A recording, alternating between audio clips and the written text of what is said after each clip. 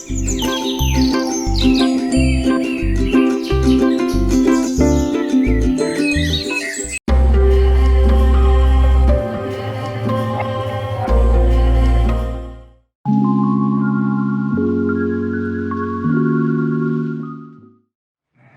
en primer lugar agradeceros la asistencia en una tarde tan maravillosa como esta. Yo me voy a permitir hablaros de tú, porque en este foro pues hay muchos amigos y amigas del alma, de peleas, de vida, de lucha en general. Creo recordar que cuando Javier me propuso iniciar esta correspondencia epistolar, vino a raíz de una lectura compartida de un libro de un filósofo británico, tal William Davies, que a los que estéis interesados algo en esto de la filosofía política, pues yo lo recomiendo, titulado Estados nerviosos. Nos pareció un libro que situaba muy bien el devenir de la historia, hablado desde los orígenes de la filosofía de Hobbes, de Lamarck, etcétera, etcétera, hacia el pensamiento actual. Y a raíz de ahí se inicia esa correspondencia. Ha hablado Javier de filosofía, de sociología, de antropología. Bueno, yo que en la presentación del libro aparezco como un marxista, he de aclarar que soy un marxista no marxista, es decir, soy un marxista de Marx, cuando Marx al final de su vida se declaró no marxista, en el sentido de que no tengo un sentido religioso de la revolución, ni mucho menos de la política, ni del cambio social. Marx, desde luego, fue un pensador enorme, pero también fue un hombre de su tiempo, como lo somos todos y todas. Al fin y al cabo podemos abarcar lo que nuestro tiempo, lo que nuestro conocimiento, lo que de la historia hemos extraído, podemos abarcar y analizar, incluso pensar por nosotros mismos y nosotras mismas el presente. Pero en todo caso, la historia es diluida, la historia es un transcurrir, como los ríos, ¿no?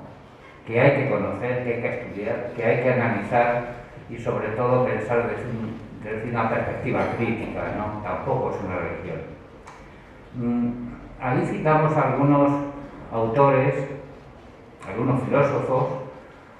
En mi caso, lo que empiezo a analizar es cómo el pensamiento capitalista se ha ido canalizando a través de la historia como un elemento sustancial a la condición humana, es decir, el egoísmo, el individualismo, la competencia, la meritocracia, sería parte de esa condición humana, y las cuestiones de lo común, lo cooperativo, lo social, pues corresponderían ya a un fenómeno ético, moral, pero en todo caso no sería inherente a lo que son y somos las personas, ¿no? Y yo creo que ese canal que se abrió desde el siglo XVI, XVII en adelante, hay un famoso dentista, un tal Bernard Mandeville, que hizo un libro, creo recordar, en el siglo XVI o principios del XVII, titulado La fábula de las abejas, vicios privados, virtudes públicas, en donde realiza una crítica a las casas de caridad, en el sentido que él plantea que lo que permite el progreso, el avance social, el progreso económico, es el egoísmo. Si una persona, el egoísta, genera riqueza, porque en su capacidad de acumular capital da de comer y da trabajo al resto de las personas. Es decir, todo ese tipo de pensamiento, que luego se llamó pensamiento único, o en la caída del muro de Berlín, Fukuyama planteó el fin de la historia, se ha cimentado a lo largo de los siglos y nos hemos encontrado con una sociedad que es incapaz de pensar otro modo de vida.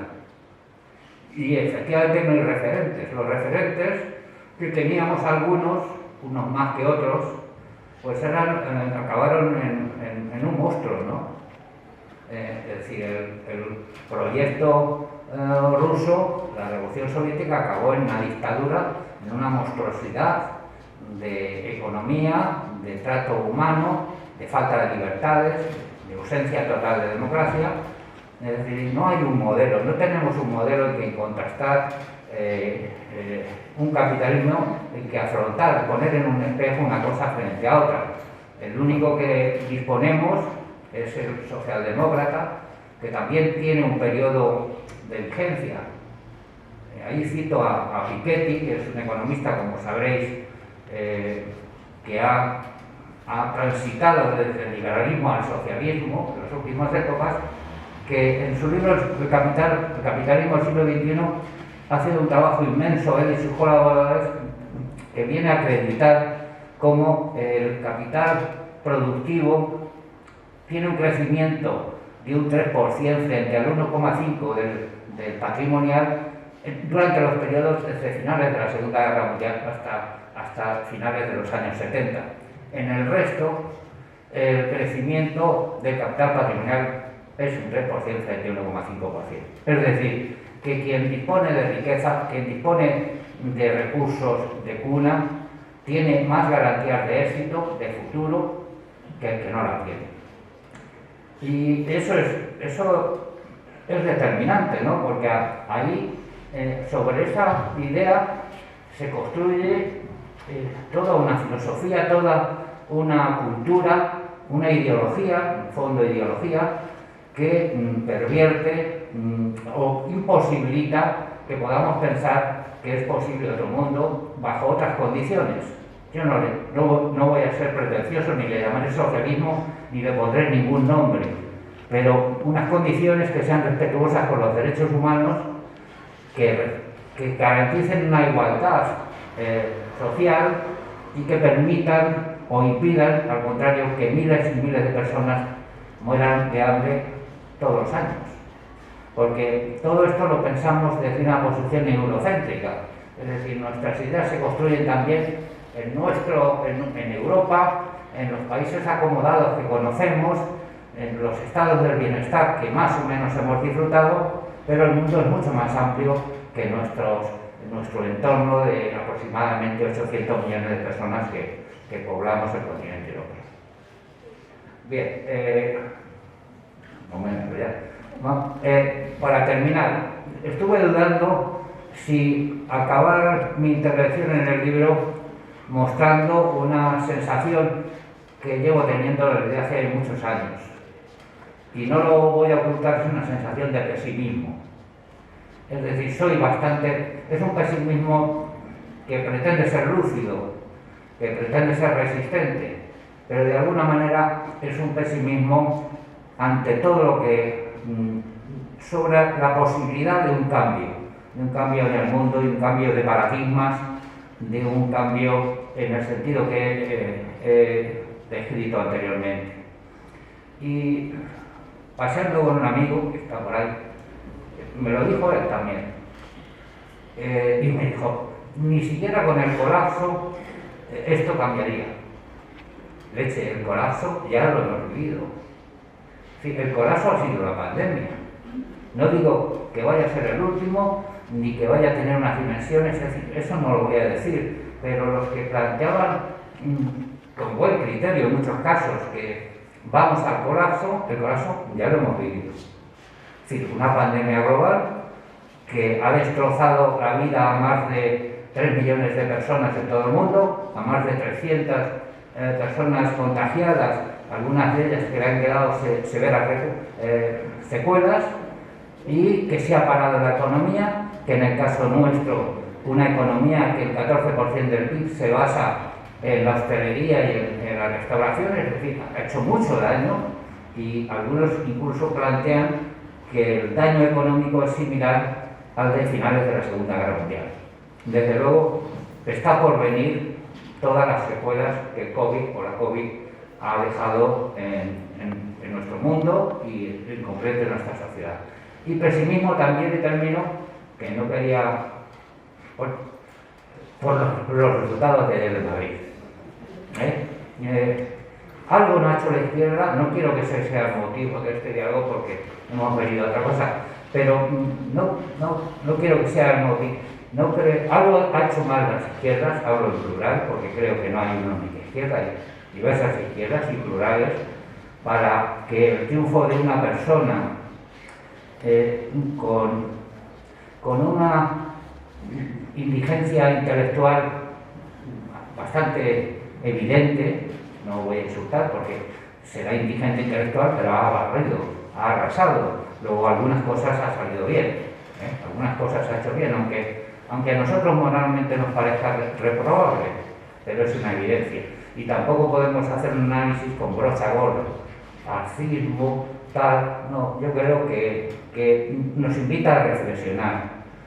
Y sobre esa reflexión, pues nuestro libro plantea un reto, y es: disponemos de pocas certezas y de muchas incertidumbres. Y nada más. Gracias.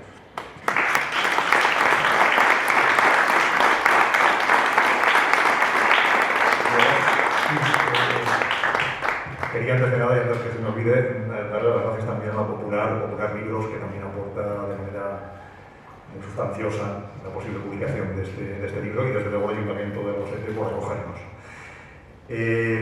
Claro, cuando planteabas esto del pesimismo en el libro, yo abordaba también la necesidad de replantear ese pesimismo. Quiero decir, el pesimismo está en nuestro planteamiento ideológico. Hay un optimismo en otro planteamiento ideológico. Yo creo que el batacazo, por decirlo de algún modo, de la izquierda en Madrid ha supuesto una apertura de miras para que nos demos cuenta que la sociedad no se enfrentaba a una guerra, el individuo no se enfrentaba a tener que construir con un nuevo proyecto. Esto lo decimos con esta idea, ¿no?, un poco del hombre sin caparazón, ¿no? No se enfrenta a tener que reconstruir una ciudad, a lo que se enfrenta es a recuperar lo que antes tenía. Y lo que antes tenía venía de la mano del neoliberalismo, que es el que puso su mano encima de las sociedades. En este libro hablamos de una manera muy general de todo, ¿no? Y esa generalidad nos lleva también a incidir en este tipo de cosas, ¿no? El individuo que quiere recuperar su pasado tal y como lo tenía es el individuo que apoya determinados populismos que le ofrecen libertad, cerveza, ausencia de exnovias, todas estas cosas que hemos visto en Madrid o que vemos en Madrid diariamente. Si eso es así, si hay alguien que... no creo que su discurso se construya con un bajo nivel intelectual. Quiero decir, yo creo que hay una labor de trabajo por parte de Miguel Ángel Rodríguez, a lo mejor muy probablemente por parte de Miguel Ángel Rodríguez, muy firme, muy fuerte, ¿no? Si yo le ofrezco a ese individuo que está desamparado después de la pandemia, que queda desamparado porque necesita referentes inmediatos en la sociedad en la que vive, si además ese individuo necesita también que su familia viva en las mejores condiciones posibles, tal y como vivían en el 2020, si además, eso también lo decimos, tiene su hipoteca, tiene su capacidad de ir a jugar al pádel, tiene su cuenta corriente, el individuo está pidiendo eso otra vez.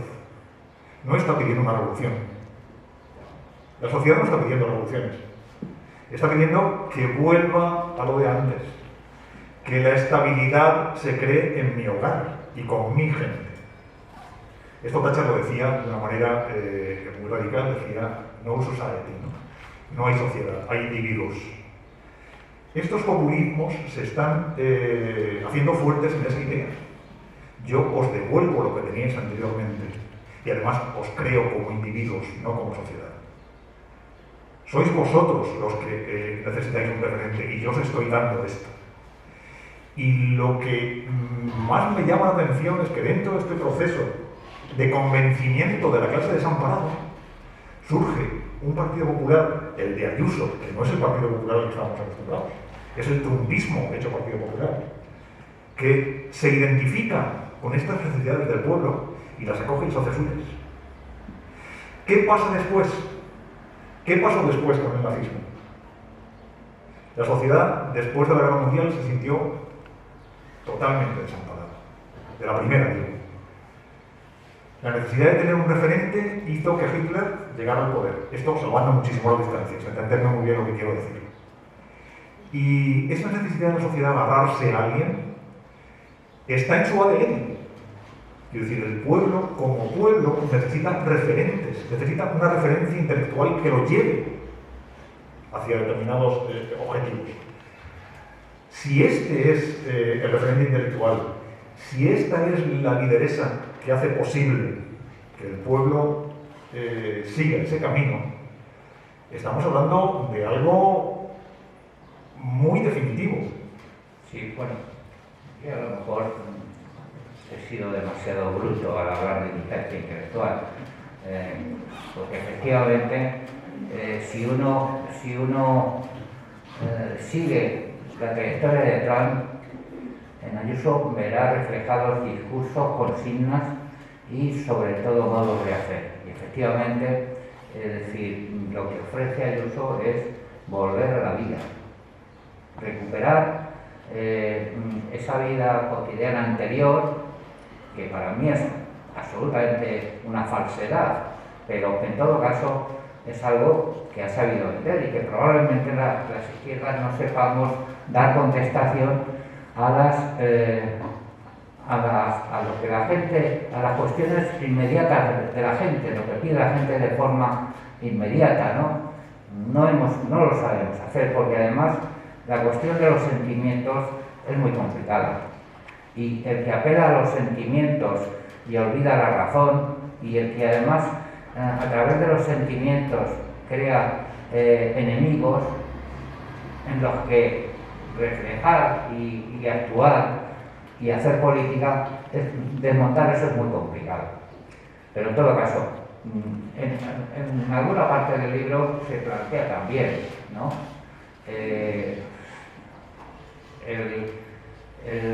Qué es lo que las personas aspiran, qué piden en una sociedad como la nuestra, que está donde hay una fuerte ilusión por el consumo, donde hay un fuerte individualismo, es decir, mi problema antes, sí, y donde, lo han dicho antes Javier, es decir, Margaret Thatcher, cuando toma el poder en el Reino Unido, declara que no hay algo llamado sociedad.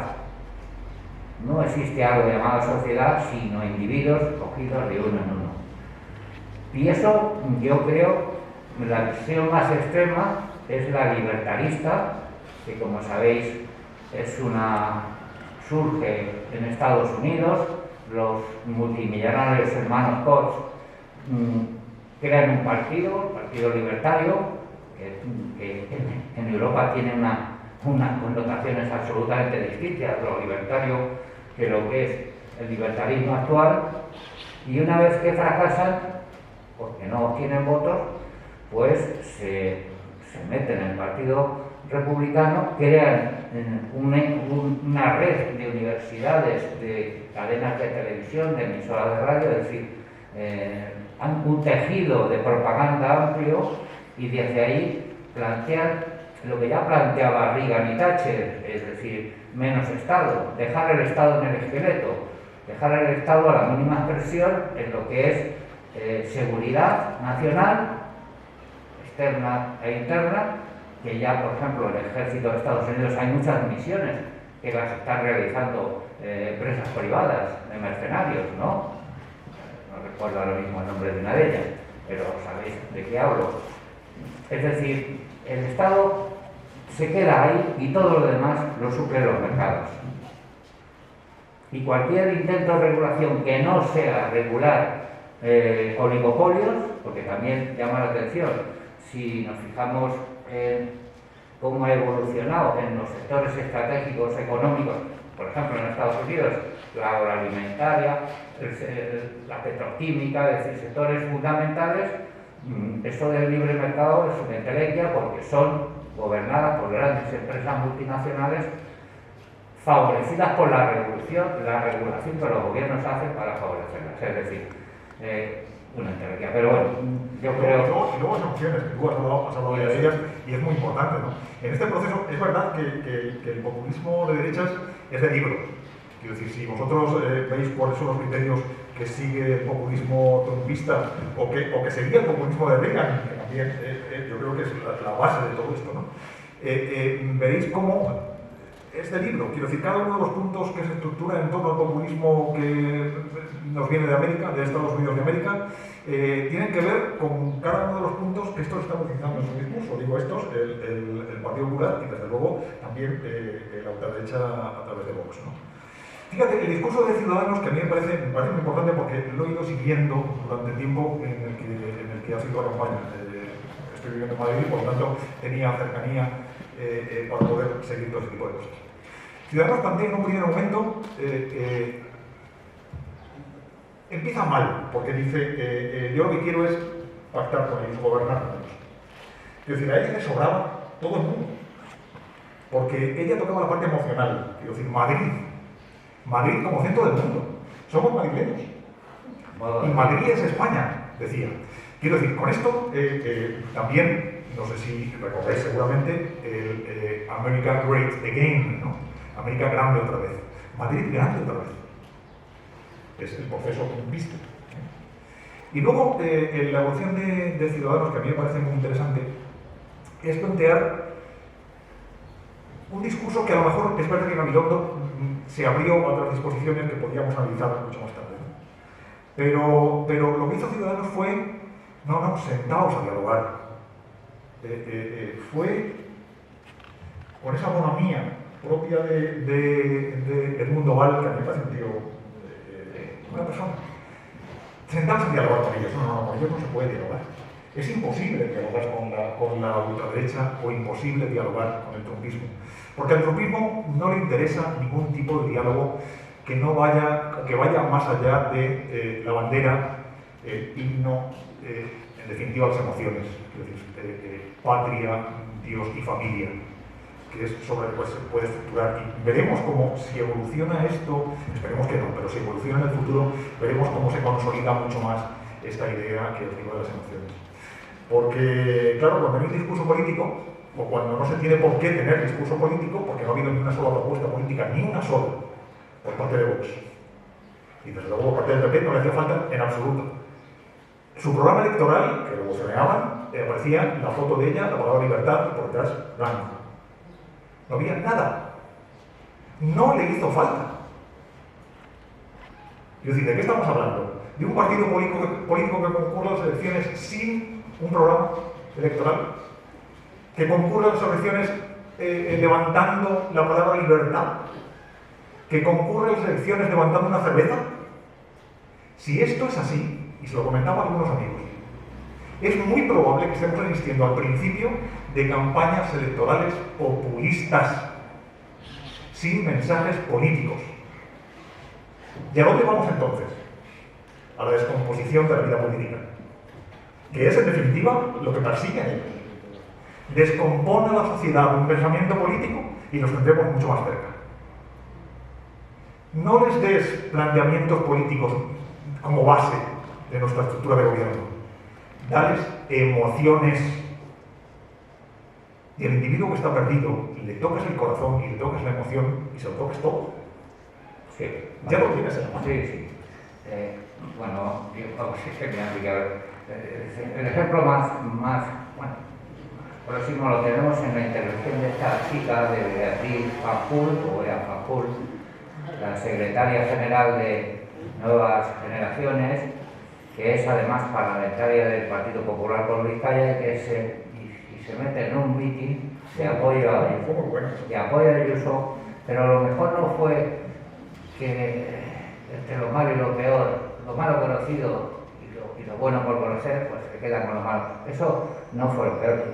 Lo más interesante, en el sentido que estaba hablando Javier, es cuando dice que a los jóvenes que no lo saben de izquierdas o derechas, o de rojos o azules, nosotros somos jóvenes y es decir, eso dice una persona que vive del presupuesto público, de representar a este país o a su partido en la Cámara de los Diputados, que además tiene un cargo orgánico en el partido, y lo que viene a deteriorar, a devaluar la imagen de la política. Es decir, son cosas de los políticos. Pero sabes que una de las premisas fundamentales también del trumpismo, o bien del Trump, Exactamente. es precisamente eso. Es decir, la política no nos hace falta para nada. En Vox, el otro día, A eso iba. hay 100 y pico diputados en la región. No necesitamos ni la mitad. Sí. Quiero decir, cargarse todas las estructuras políticas de las que nos hemos dotado. Sí, a eso iba. Quiero decir que es una gran paradoja, es decir, estar en política, vivir de la política, es decir, que la política es algo... Pero eso, efectivamente, quería himanar o hilar con lo que tú estás diciendo. Eso en un mundo en el que se configura a base de lo sentimental, de las cuestiones primarias, de la patria, la nación, la familia, que, por cierto, la izquierda también hemos tenido o tenemos una cierta orfandad al considerar que estas cuestiones son conservadoras. Y todos tenemos una familia y más o menos una identidad nacional, aunque sea un nacionalismo banal. Y nosotros ese espacio se lo hemos dejado a la derecha y con cierta superioridad moral hemos hablado de que son cosas de derechas. Y no es así. Y además, ahora, en este escenario donde las cuestiones sentimentales tienen un peso decisivo en los comportamientos políticos de la gente, pues esa batalla partimos con mucha desigualdad respecto a la clase. Pero bueno, yo creo que efectivamente de alguna manera general todas estas cuestiones las abordamos en el libro, que no tenía ni tiene grandes pretensiones, tiene apenas, no llega a 90 páginas, ahora que no está el editor y no ha venido, he de decir, con errores en correcciones, que encima le mandamos las correcciones y no las ha hecho, y que espero que si hay una segunda edición ya le hemos mandado nuevamente la corrección de errores.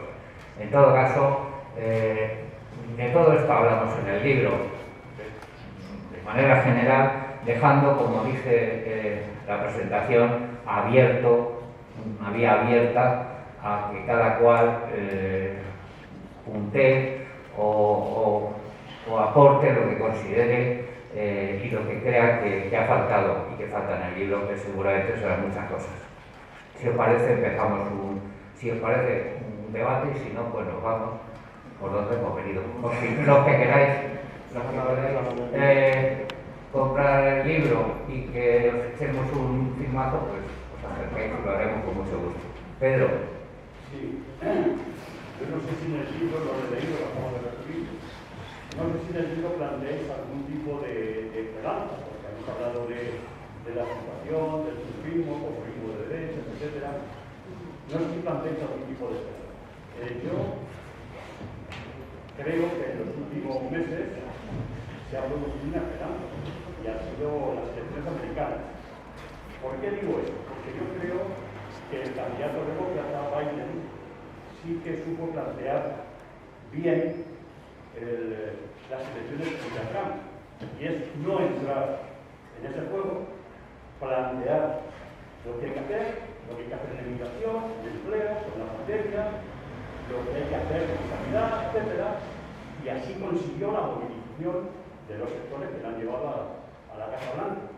Y yo creo que lo que tienen que hacer las izquierdas, en plural, como decía Antonio, es esto.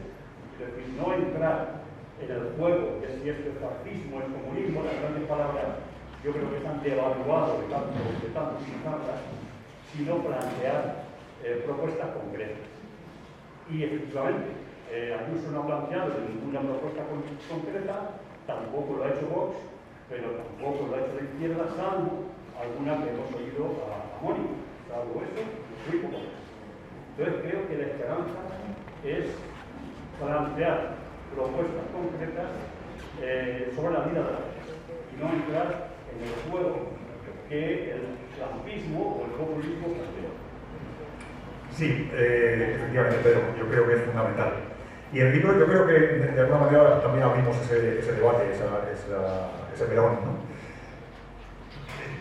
En algún momento digo, es necesario, yo creo, hacer una revisión del liderazgo. Esto es importante, ¿no? Porque estamos asistiendo, como ya he dicho, a cierto aire de liderazgos raros. Entonces, si hacemos una revisión del liderazgo y hacemos una revisión también de las políticas de izquierdas, habremos caminado hacia una dirección que no sé dónde nos va a llevar, pero desde luego que nos va a llevar a algo. Lo que no podemos hacer es entrar en su juego. No podemos meternos en ese berenjenal porque ellos ganan ahí. Ganan ahí porque lo tienen muy aprendido y saben hacerlo muy bien, cosa que nosotros no hemos sabido hacerlo nunca. Digo nosotros, la gente de izquierdas o la gente demócrata, por decirlo de algún modo. Bueno, en todo caso, no era nuestra intención plantear soluciones, porque tampoco es nuestra misión, quiero decir. Sí, como dice Javier, planteamos la cuestión de los liderazgos, porque claro, si no hay programas, si no hay políticas, si no hay nada que ofrecer, todo se basa en una persona que es el líder o la lideresa, su imagen y sus 4 frases que los asesores políticos pues le recomiendan y tal. Si hablamos algo de los movimientos sociales, del papel de los viejos y los nuevos movimientos sociales, que para mí son imprescindibles. Bien, es verdad que ahora mismo están, es como el Guadiana, tienen un periodo de auge, otro de sequía. Yo creo que estamos en un periodo de sequía en cuanto a los nuevos movimientos sociales, sin desconsiderar que el feminismo tiene un potencial enorme y es el único movimiento social capaz de congregar en las calles a miles y miles de personas, por encima de los sindicatos, de los viejos movimientos sociales y por encima de cualquier otro movimiento.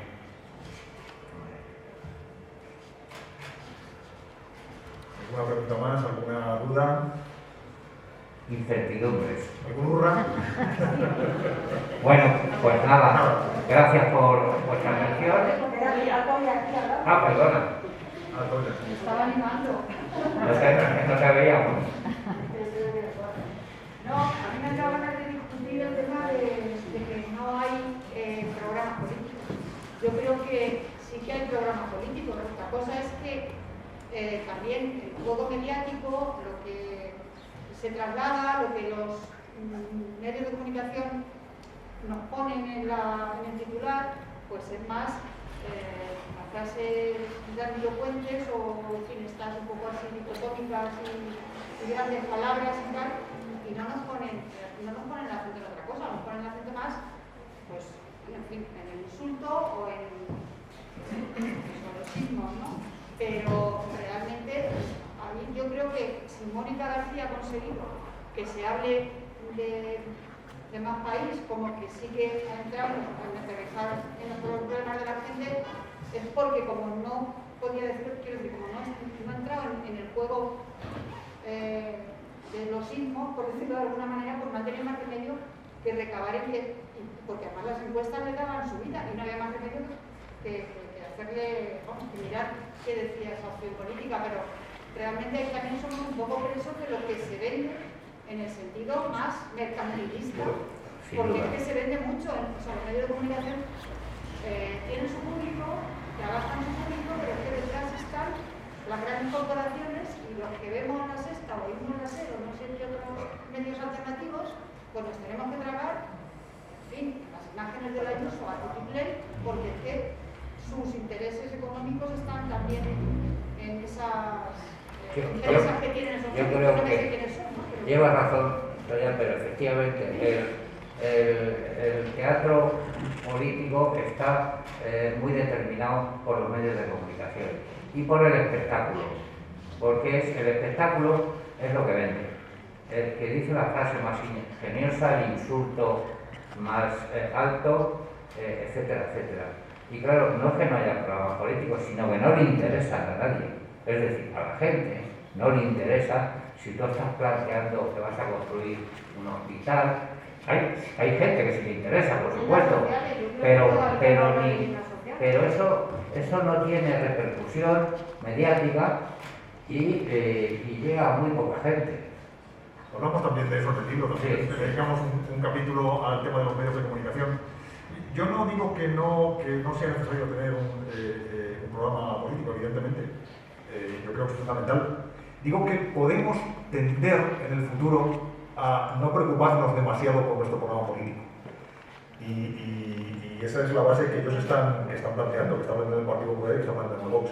Fíjate, una de las premisas también del libro, de los populismos de derechas, es no hacerle ni caso a los medios de comunicación. Quiero decir, sabéis cómo Trump trataba los medios en las ruedas de prensa. Los medios de comunicación son una piedra en el zapato y por lo tanto no necesitamos a los medios. Los medios no afines. Sí. Yo, estando de acuerdo con lo que dice Toya, yo creo que culpar siempre a uno de nuestros propios fracasos o limitaciones nos conduce a un camino bastante corto. Es decir, nos quedamos en los árboles y no vemos el bosque. Y el bosque tiene que ser nuestro porque nuestros han sido los entes que han salvado a miles y miles de trabajadores en esta pandemia y sin embargo no nos han votado. Ahí tenemos alguna contradicción que no se debe comprender. Pero claro, si todos nos quedamos en que, oye, que hemos hecho presentes y los medios de comunicación, desde 5 Ana Rosa me dice, no, yo creo que no podemos estar siempre en la novela de los tres trotskistas que tenemos tres escisiones. Es decir, la izquierda se tiene que plantear dónde quiere llegar y cómo quiere llegar. Sí, eso es me parece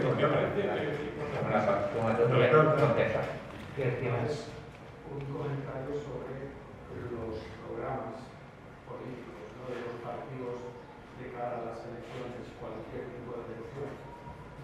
Estamos acostumbrados a no hacer mucho caso, como estáis diciendo, que es nuestro caso, pero es porque estamos acostumbrados a comprobar que no se cumplen. Y no pasa nada cuando vemos que no se cumple. Un partido incumple su programa electoral y vuelve a ser el ganador. Entonces, la lección que aprende ese partido es que más da. Pero que no te esa idea, Valentín, que no es verdad. Bueno, quiero decir, en todos los gobiernos siempre se plantea un porcentaje de programa cumplido. Y se trabaja en torno a ese porcentaje sin ir más lejos, el Ayuntamiento de Albacete.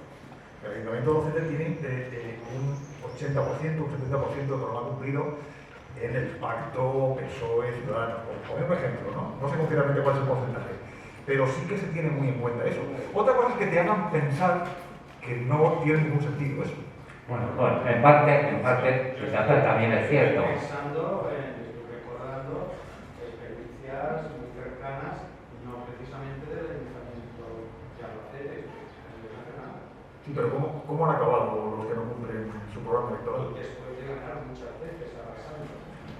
Yo, en parte... Claro, es que no pasa nada por no cumplir. Claro, para eso, ¿no? Vamos a ver. Y no vale decir que he cumplido el 60% y lo demás, que ha dejado lo más importante. Sí. Donde de verdad tenías que cumplir. Vamos a ver, yo estoy de acuerdo Con contigo. bajada o subida de impuestos, etcétera. Yo estoy de acuerdo contigo en que los incumplimientos han devaluado la política y que alimentan la antipolítica, en el sentido de todos los políticos son iguales, y tal. Pero no es todo eso. Es decir, los programas políticos hace ya mucho tiempo que dejaron de ser guía central. Es decir, no digo en las personas que leen los programas políticos, que se interesan por las propuestas, que las siguen. Estoy hablando del gran público. El gran público se deja llevar por cuestiones fundamentalmente sentimentales, por agravios, porque hay mucha gente que no vota a un candidato, vota contra ese candidato. Es decir, el voto a la contra es muy importante. Sí, bueno, es que no quiero que abramos el debate, es decir, con Iglesias ha cometido muchos errores. Pero la cacería que se ha hecho contra Iglesias, algún día alguien se tendrá la oportunidad de escribir, de recoger toda la documentación periodística, televisiva, radiofónica, etcétera, etcétera, en todos los periódicos locales, nacionales y tal, arreándole a Iglesias. Hasta tal punto que es un tipo que se ha marchado, ya van contando, diciendo porque va a cobrar una paga vitalicia. Es decir, es una cosa, insisto, que ha cometido errores y yo tengo mis diferencias con Iglesias, con las propuestas políticas de Iglesias, prácticamente desde el principio de Podemos, pero eso no viene a cuenta ahora. Sin embargo, por ejemplo, Iglesias ha potenciado mucho en Madrid el voto por Ayuso. Mucho. Contra Iglesias, por dañar a Iglesias. Contra su persona más que contra su política. Porque en definitiva no tienen ni idea cuál es la política de Podemos, que lo económico es socialdemócrata. Es decir, comunismo es la toma del poder por vía insurreccional, la abolición de la propiedad privada, de los medios de producción, y lo que está planteando Podemos venía en los programas de la socialdemocracia clásica de los años 60-70, incluso de la democracia cristiana. Construir hospitales, construir vivienda pública, etcétera, etcétera. Pero, ¿cuál es la imagen que tiene de este hombre? Joder, le falta el rabo de Stalin y los cuernos, pero está cerca. Es decir, lo que quiero decir es que los medios, efectivamente, esto tiene razón, tampoco es cuestión de caer en la melancolía, es decir, vamos a hacer una lectura serena de qué ha pasado, vamos a ver que la brocha gorda no sirve, que democracia o fascismo no ha funcionado, que era una consigna electoral potente contra comunismo y libertad, pero no ha funcionado, va a funcionar la otra. Es decir, vamos a hacer serenos y vamos a ver si hay una posibilidad de recomponer la izquierda de la izquierda y hacia qué dirección, pero eso sería cuestión de un libro, de algunos volúmenes y de muchas discusiones.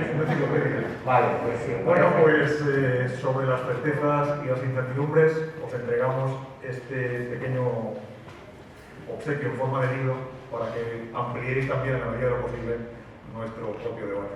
Gracias a todos y buenas tardes.